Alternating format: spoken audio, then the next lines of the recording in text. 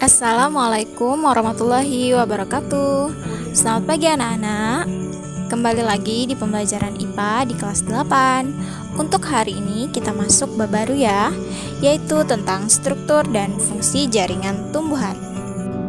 Selanjutnya Ibu akan menyampaikan kompetensi dasar kita pada bab ini.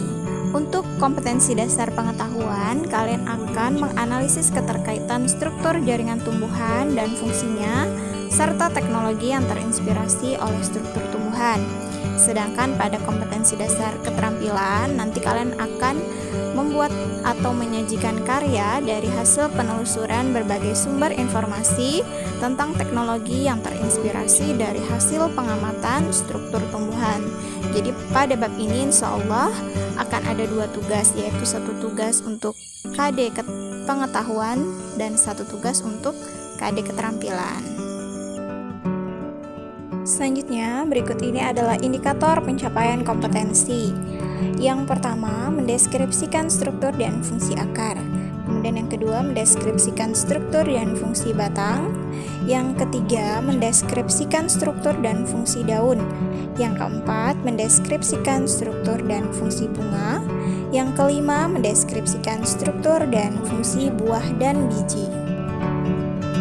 Jadi, pada pertemuan pertama ini, tujuan pembelajaran yang harus kalian capai setelah kita belajar adalah melalui kegiatan pengamatan, diskusi, dan kaji literasi yang dipandu dengan LKPD 1, peserta didik dapat yang pertama, mendeskripsikan struktur dan fungsi akar, yang kedua, mendeskripsikan struktur dan fungsi batang, yang ketiga, mendeskripsikan struktur dan fungsi daun, yang keempat, mendeskripsikan struktur dan fungsi bunga.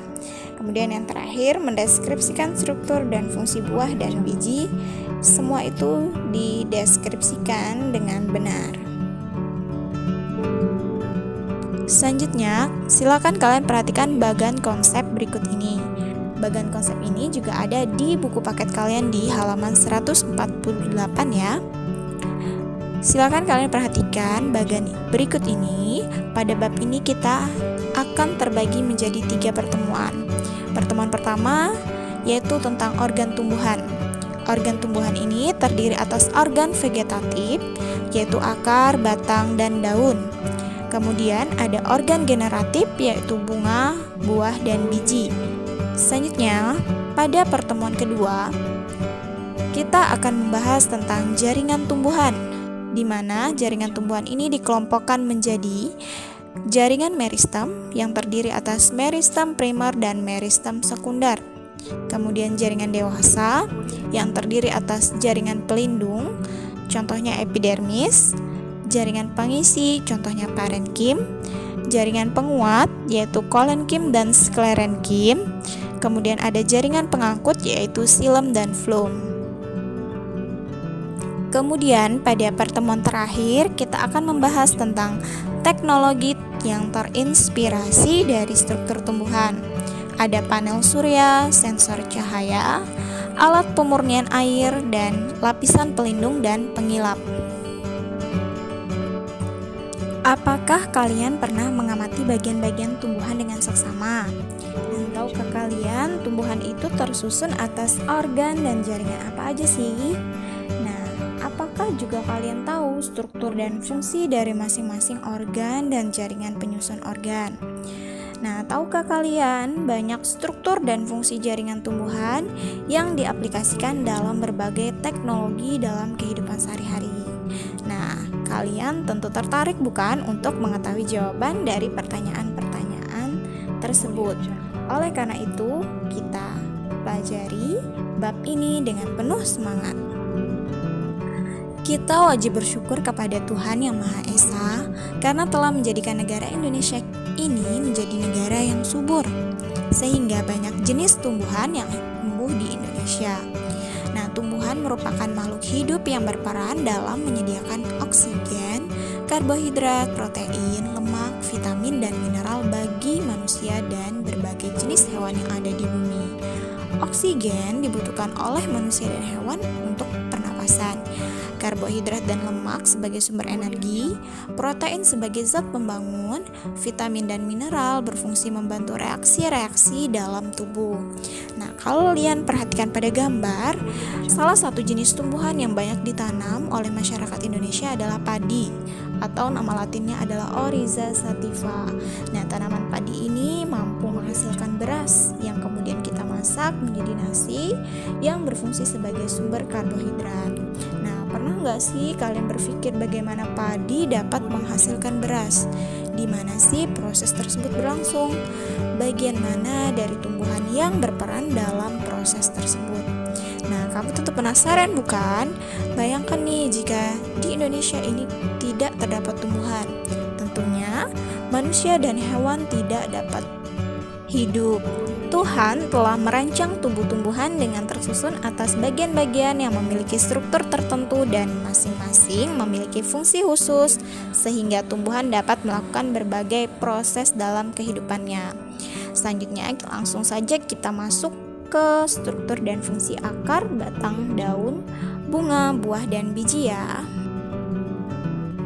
Masih ingatkah kalian tumbuhan diklasifikasikan menjadi kelompok tumbuhan tidak berpembuluh atau Talophyta dan tumbuhan berpembuluh atau Tracheophyta. Tumbuhan berpembuluh atau Talophyta ini meliputi tumbuhan lumut atau Bryophyta. Sedangkan tumbuhan berpembuluh atau Tracheophyta itu meliputi tumbuhan paku yaitu Pteridophyta dan tumbuhan berbiji atau Spermatophyta. Nah, tumbuhan berbiji ini dikelompokkan lagi menjadi tumbuhan berbiji terbuka atau Gymnospermae dan tumbuhan berbiji tertutup atau Angiospermae. Sedangkan tumbuhan Angiospermae ini atau tumbuhan berbiji tertutup dibagi lagi menjadi monokotil dan dikotil. Contoh dari monokotil ada padi, sedangkan dikotil ada singkong. Selanjutnya kita akan membahas tentang organ. Masih ingat gak organ itu apa? Di kelas 7 udah pernah belajar ya.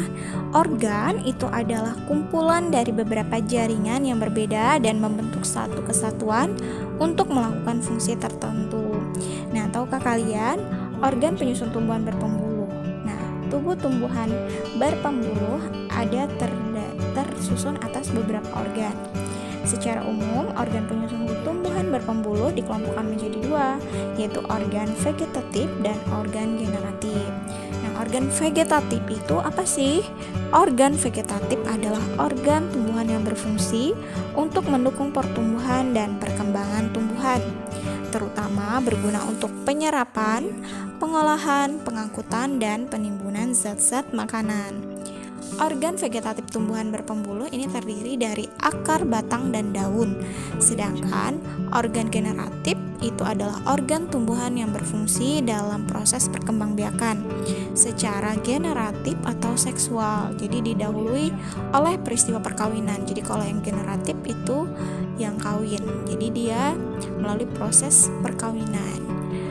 Kemudian pada tumbuhan berbiji tertutup atau Angiospermae, organ generatif itu terdiri atas bunga, buah, dan biji. Selanjutnya kita masuk ke struktur dan fungsi akar, yaitu bagian morfologinya atau struktur luar dari akar.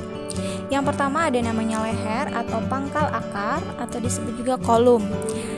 Leher adalah bagian akar yang bersambungan dengan pangkal batang. Kemudian di bawahnya itu ada batang akar atau corpus radicus. Nah, batang akar ini adalah bagian akar yang terletak antara leher tadi dan ujung dari akar. Kemudian selanjutnya ada yang namanya cabang akar atau radix lateralis. Cabang akar ini adalah bagian yang tidak langsung bersambungan dengan pangkal batangnya itu, tetapi dia keluar dari akar pokok. Nah, kemudian kalian perhatikan di situ ada yang selanjutnya ada namanya rambut atau bulu akar atau disebut juga pilus radicalis, yaitu penonjolan dari sel-sel kulit luar atau epidermis yang sesungguhnya. Dan dia ini memperluas daerah penyerapan air dan mineral. Nah, rambut akar ini hanya tumbuh di dekat ujung akarnya aja, tapi relatif pendek. Nah, selanjutnya di bawahnya itu kalian perhatikan ada yang namanya serabut akar. atau fibrilla radicalis. Serabut akar ini adalah cabang-cabang akar yang halus. Dia berbentuk seperti serabut. Nah, kemudian selanjutnya di bawahnya ada namanya ujung akar atau apex radicus. Ujung akar ini adalah titik tumbuh akar yang dilindungi oleh tudung akar atau kaliptra. Nah, kalian lihat di bawah ada kaliptra atau tudung akar. Tudung akar itu adalah yang terletak paling ujung. Nah, dia fungsinya untuk melindungi akar dari kerusakan mekanis pada waktu akar itu menembus tanah. Nah, dari tadi kita sudah bahas akar ya. Apa sih sebenarnya akar itu? Nah, akar itu merupakan organ tumbuhan yang umumnya berada di bawah permukaan tanah. Jadi biasanya di bawahnya permukaan tanah ya. Kemudian dia tidak memiliki buku-buku. Buku-buku itu ruas-ruas gitu. Kemudian akar itu tumbuh ke pusat bumi atau dia tumbuhnya menuju air. Kemudian biasanya warnanya itu tidak berwarna hijau, biasanya warnanya keputih-putihan atau ada juga yang berwarna ke kuning-kuningan. Nah, biasanya juga bentuknya itu meruncing.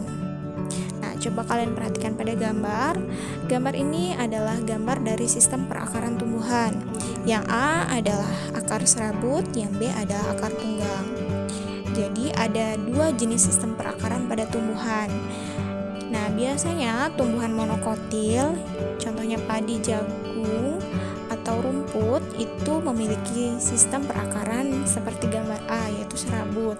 Nah, sedangkan tumbuhan dikotil, dia contohnya kacang tanah dan mangga, biasanya akarnya adalah perakaran tunggang. Selanjutnya kita akan membahas tentang fungsi dari akar. Yang pertama yaitu untuk menyerap air dan garam-garam mineral atau zat hara yang terlarut dari tanah. Kemudian yang kedua, menunjang dan memperkokoh berdirinya tumbuhan. Yang ketiga, berperan sebagai alat respirasi pernapasan secara difusi. Jadi contohnya pada akar dari mangrove dan akar dari beringin, itu berfungsi sebagai akar pernapasan. Kemudian ada yang keempat adalah sebagai tempat penyimpanan makanan atau sebagai alat perkembangbiakan vegetatif. Contoh sebagai tempat penyimpanan makanan itu terdapat pada wortel, lobak, bengkuang, atau singkong. Selanjutnya kita masuk ke yang kedua, organ dari tumbuhan yaitu batang. Nah, batang ini umumnya berbentuk panjang, bulat, seperti silinder. Kemudian dia memiliki ruas-ruas, kalian perhatikan, atau yang disebut dengan internodus. Jadi pada gambar ada tulisan internodus, yaitu ruas-ruas ya. Kemudian dia dibatasi oleh buku-buku atau nodus. Nah, itu nodusnya, kalian bisa lihat pada gambar. Kemudian nodus itu adalah tempat melekat daun dan tunas. Fungsi dari batang diantaranya adalah menyokong bagian-bagian tumbuhan yang berada di atas tanah dan sebagai jalan pengangkutan air dan mineral dari akar menuju daun dan jalan pengangkutan makanan dari daun ke seluruh tubuh tumbuhan. Silakan kalian perhatikan pada gambar, ada gambar bambu dan ada gambar pohon srikaya. Kita bisa melihat perbedaan struktur luar dari batang bambu dan batang srikaya, di mana batang bambu ini dia memiliki ruas-ruas, sedangkan batang srikaya tidak. Kemudian batang bambu ini tidak memiliki cabang, sedangkan batang dari pohon srikaya itu bercabang. Nah, bambu ini merupakan tumbuhan monokotil, sedangkan srikaya adalah tumbuhan dikotil.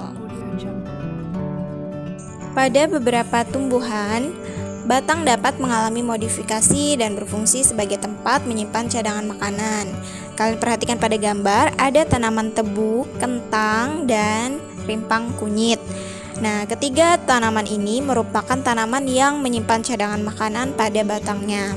Contoh, kalian perhatikan ada perbesaran dari kentang, di mana terlihat ada butiran amilum, yaitu ada sel penyimpan cadangan makanan amilumnya. Jadi amilum itu karbohidrat, jadi itu disimpan di batangnya kentang. Jadi pada kentang ini struktur batangnya itu seperti umbi. Namun fungsi modifikasi dari batangnya ini sebagai tempat dari menyimpan cadangan makanan. Dan kalian bisa lihat juga pada batang kentang itu terdapat tunas. Jadi batangnya ini juga berfungsi sebagai alat perkembangbiakan vegetatif, yaitu perkembangbiakan yang tidak melalui perkawinan. Organ tumbuhan selanjutnya adalah daun. Daun adalah organ tumbuhan yang menempel pada batang. Biasanya berbentuk tipis lebar dan banyak mengandung zat warna hijau yang dinamakan klorofil. Nah, pada bagian sebelumnya kalian telah mempelajari bahwa pada sistem perakaran dan batang antara tumbuhan monokotil dan dikotil itu berbeda. Demikian pula pada daun ini, setiap tumbuhan memiliki bentuk, ukuran, dan warna daun yang berbeda untuk mencirikan tumbuhan tersebut. Nah, pada struktur luar dari daun monokotil dan dikotil, perurutan daunnya merupakan ciri untuk mengetahui dia itu tumbuhan monokotil ataupun dikotil. Nah, pada daun monokotil, dia biasanya memiliki perurutan daun yang sejajar. Sedangkan pada tumbuhan dikotil memiliki perurutan daun yang menjala. Contohnya pada gambar kalian bisa lihat gambar dari daun pepaya di mana perurutannya menjala dan daun jagung yang perurutannya sejajar. Jadi pepaya itu adalah tumbuhan dikotil, sedangkan jagung itu adalah tumbuhan monokotil. Selanjutnya, silakan kalian perhatikan gambar berikut ini. Ada gambar daun, di mana bagian-bagian daun ada helai daun, kemudian ada tulang daun, ada pelepah, dan ada tangkai daun. Kemudian bentuk-bentuk daun itu ada yang menyirip, melengkung, menjari, dan sejajar. Kalau menyirip ini biasa ya banyak kalian temukan sehari-hari, kayak daun pohon mangga. Nah, kalau yang melengkung ini biasanya kalau kalian pernah lihat tanaman sirih, nah bentuk daun dari tanaman sirih itu melengkung. Kemudian untuk yang menjari ini biasanya pada daun singkong dan daun pepaya. Kemudian kalau yang sejajar itu biasanya pada padi atau jagung. Nah, jadi ciri untuk tanaman dikotil daunnya adalah yang menyirip dan menjari. Sedangkan untuk yang monokotil cirinya daunnya sejajar atau melengkung. Selanjutnya kita masuk ke fungsi daun. Daun yang pertama berfungsi sebagai tempat terjadinya fotosintesis. Kemudian yang kedua sebagai tempat transpirasi atau penguapan dari tumbuhan. Selanjutnya, daun juga berfungsi sebagai alat perkembangbiakan vegetatif atau secara tak kawin. Kemudian yang terakhir, daun berfungsi sebagai alat respirasi atau pernapasan. Nah, tadi Ibu sudah menyebutkan salah satu fungsi dari daun adalah tempat berlangsungnya proses dari fotosintesis. Nah, Ibu akan mengingatkan kalian sedikit tentang proses fotosintesis itu apa sih? Nah, pada proses fotosintesis dibutuhkan cahaya sebagai sumber energi. Nah, siapa sih yang menangkap energinya itu? Energi cahaya ditangkap oleh zat hijau daun atau disebut juga oleh klorofil. Nah, yang sebagai bahan pada proses fotosintesis itu adalah gas karbon dioksida dan air atau H2O. Jadi karbon dioksida dan air itu sebagai bahan. Sedangkan hasil dari proses fotosintesis itu sendiri adalah glukosa. Kalian bisa lihat C6H12O6 dan oksigen. Jadi setelah disetarakan reaksinya itu 6CO2 ditambah 6H2O dibantu oleh cahaya matahari dan klorofil sehingga menghasilkan C6H12O6 atau glukosa, dan oksigen. Glukosa dari hasil reaksi tadi akan disusun menjadi zat pati atau amilum C6H10O5N melalui reaksi yang namanya polimerisasi. Nah, amilum itu kemudian disimpan dalam akar, misalnya pada singkong, atau juga bisa disimpan pada batang, misalnya pada sagu, atau disimpan pada buah, misalnya pada padi. Organ tumbuhan selanjutnya adalah bunga. Nah, dalam kehidupan sehari-hari kalian tentu sering kan melihat yang namanya bunga.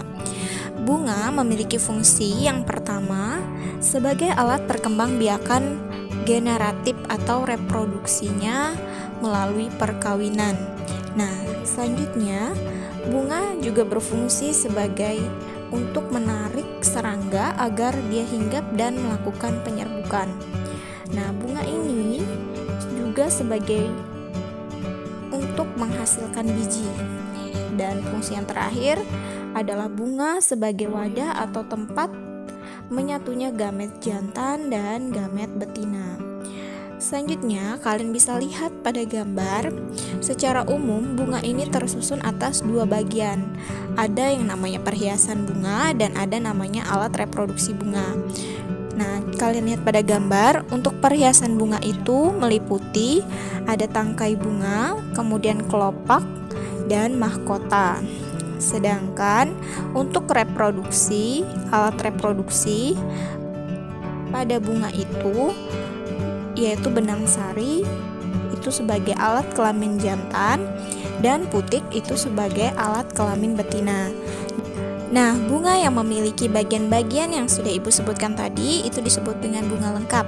Sedangkan bunga yang tidak memiliki salah satunya disebut dengan bunga tidak lengkap. Nah, berdasarkan keberadaan alat reproduksi dalam satu bunga, ada bunga yang punya benang sari dan putik dalam satu bunga. Jadi, di satu bunga itu ada benang sari atau alat kelamin jantan, ada juga putik atau alat kelamin betinanya. Nah, yang punya putik dan benang sari dalam satu bunga, dia disebut dengan bunga sempurna. Namun, bunga yang hanya memiliki satu alat kelamin saja, misalnya dia punya benang sari saja atau dia punya putik saja, nah bunga itu disebut dengan bunga tidak sempurna. Organ tumbuhan yang terakhir yaitu buah dan biji. Coba kalian perhatikan pada gambar, ada gambar buah mangga di mana ada lapisan pertama yang bernama kulit buah, kemudian di dalamnya ada daging buah, dan di dalamnya lagi ada biji. Nah, buah ini bisa juga kita bagi menjadi 3 lapisan, yaitu epikarp, contohnya lapisan luar yang keras dan tidak tembus air, misalnya pada buah kelapa. Kemudian ada yang namanya mesokarp, merupakan lapisan yang tebal dan berserabut, misalnya pada serabutnya kelapa atau pada bagian daging dari buah mangga dan pepaya. Jadi yang tadi Ibu bilang daging itu dia adalah bagian mesokarp.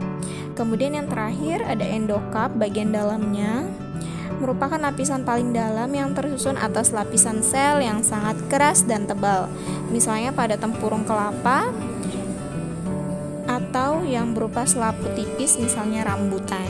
Nah, selanjutnya silakan kalian perhatikan gambar berikut ini. Ada gambar biji jagung dan biji kacang. Nah, tadi kan kita sudah bahas dari tadi monokotil dan dikotil. Kalau kita lihat perbedaan pada biji, untuk yang monokotil berarti kotiledonnya 1. Jadi mono itu 1, di itu 2. Jadi kalau monokotil kotiledonnya 1. Kalau dikotil kotiledonnya 2. Nah, contoh pada kacang kalian bisa lihat garis yang menunjukkan kotiledon itu ada 2. Jadi ada yang terbelah 2 gitu ya. Jadi ada yang kiri, ada yang kanan. Sedangkan pada jagung itu kotiledonnya cuma 1. Biji dibagi menjadi 3 lapisan. Yang pertama ada yang namanya akar lembaga atau radikula. Nah, kalian bisa lihat ada pada gambar itu namanya radikula atau akar dari lembaganya. Ini merupakan calon dari akar. Kemudian ada yang namanya daun lembaga atau tadi Ibu sebut kotiledon.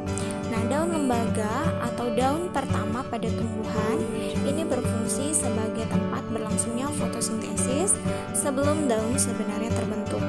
Nah, bagian ini juga berfungsi untuk menimbun makanan. Jadi kalau pada jagung atau tumbuhan monokotil, kotiledon atau daun lembaga yang pertama tumbuh itu satu atau tunggal.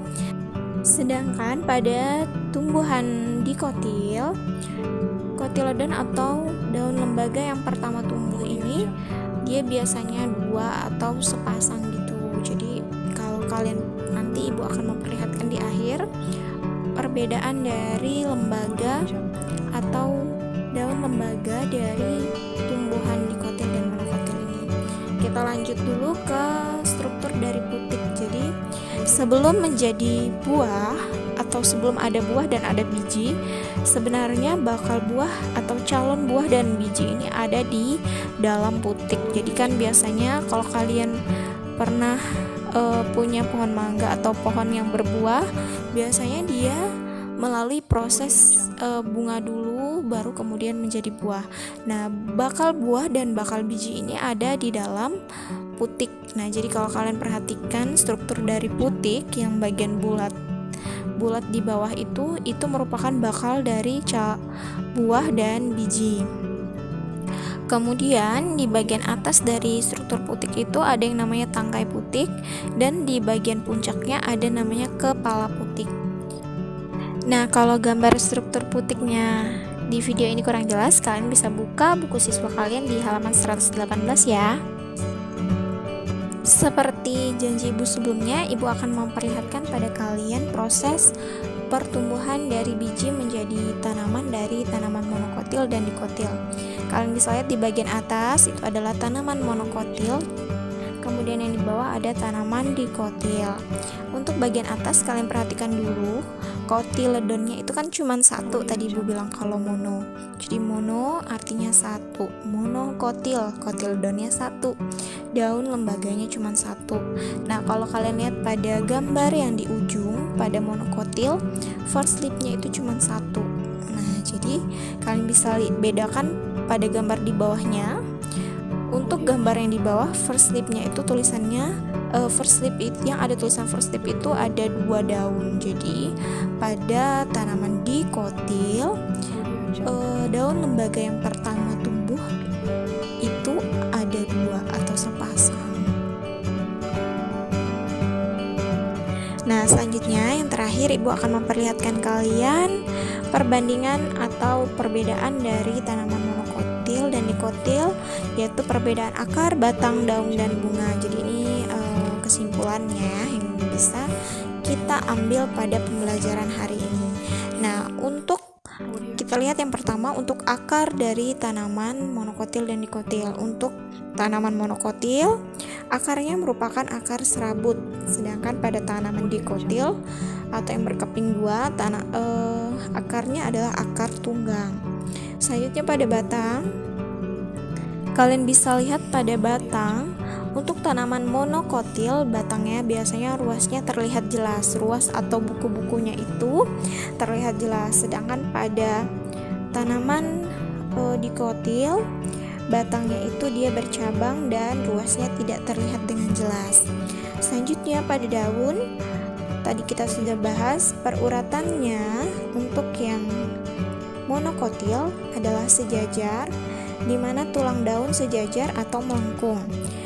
Kalau yang dikotil peruratannya menjala, di mana tulang daunnya itu bisa menjari atau menyirip. Selanjutnya yang terakhir adalah bunga. Untuk bunga pada tumbuhan monokotil biasanya mempunyai bagian bunga seperti daun kelopak, daun mahkota, dan benang sari yang berkelipatan 3. Nah, sedangkan pada tumbuhan dikotil, dia biasanya mempunyai bagian-bagian bunga yang berkelipatan 4 atau 5. Demikian tadi pembelajaran kita hari ini. Kita sudah belajar tentang struktur dan fungsi dari akar, batang, daun, bunga, buah, dan biji. Untuk pertemuan selanjutnya, kita akan belajar tentang jaringan-jaringan yang bekerja pada akar, batang, dan daun pada tumbuhan monokotil dan dikotil.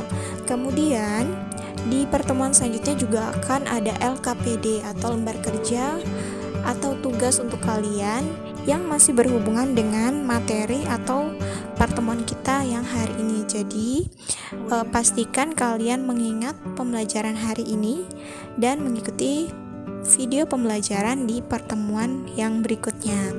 Sampai jumpa di pertemuan berikutnya. Terima kasih sudah nonton. Jangan lupa yang sudah nonton subscribe, like, komen, dan share ke teman-temannya. Terima kasih. Assalamualaikum warahmatullahi wabarakatuh.